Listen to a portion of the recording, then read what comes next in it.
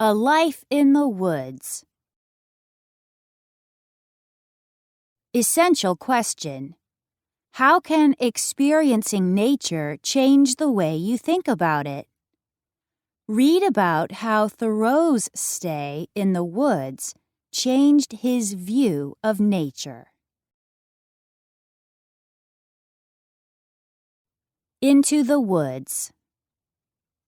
Henry David Thoreau raised his pen to write, but the chatter of guests in the next room filled his ears. He stared at the page. Concord, 1841, was all that he had written. How would he write a book with such noise in his family's house? Thoreau headed outside, shutting the door with emphasis. He would have to find a place of his own. Thoreau walked out of town. Tall, white pines soon replaced the painted houses. He listened to the rustling of the leaves. What if I could stay here, he thought.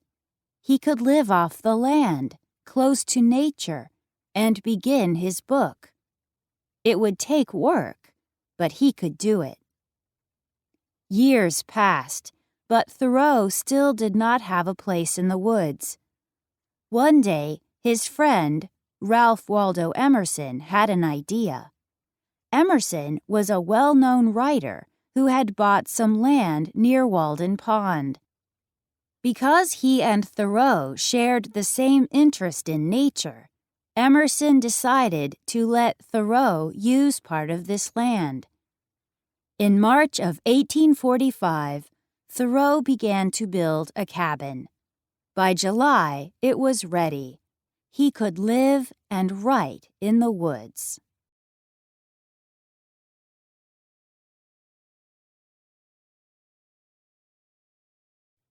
Cabin life. Thoreau's move to the woods indicated that he liked to be alone. But Thoreau did not feel that way. I have a great deal of company in my house, he wrote. Red squirrels woke him by running up and down the sheer sides of his cabin. A snowshoe hare lived in the debris under his cabin, thumping against the floorboards. A sparrow once perched on his shoulder. Thoreau recorded these experiences in his journal. How easily writing came to him with the beauty of nature around him. On Walden Pond. Thoreau was a naturalist. He noticed the habits of animals. Each encounter showed him something new. One afternoon, Thoreau tried to get a close look at a loon, but the bird quickly dove into the pond. He knew loons could travel long distances underwater, so he guessed where it would come up. But every time Thoreau paddled to one spot, the loon came up somewhere else and let out a call, a howling laugh. What a silly loon, Thoreau thought. But after a while, Thoreau felt as though the bird was laughing at him, because he still could not catch up to it. Thoreau wrote in his journal, his white breast, the stillness of the air, and the smoothness of the water were all against him. At length he uttered one of those prolonged howls, as if calling on the god of the loons to aid him, and immediately there came a wind from the east and rippled the surface, and filled the whole air with misty rain, and I was impressed.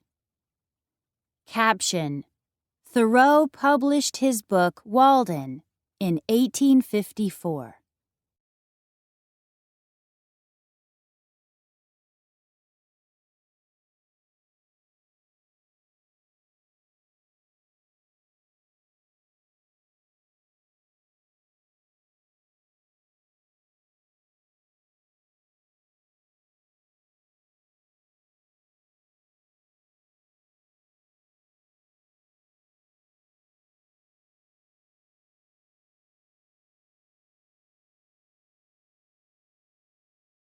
The spectacular scene made Thoreau wonder at the loon. It no longer seemed a silly animal, but one with some mysterious power. As months went by, Thoreau also became aware of each animal's ability to stay alive. His power of observation seemed to indicate additional senses, Emerson once remarked. In winter, as he warmed his cabin by fire, he watched in awe as the moles warmed their nest by their own body heat. He understood forest life as never before. Back to Concord.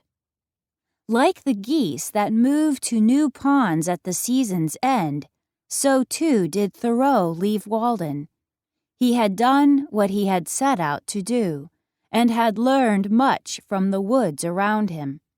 He packed his few belongings and his stack of journals and returned to Concord.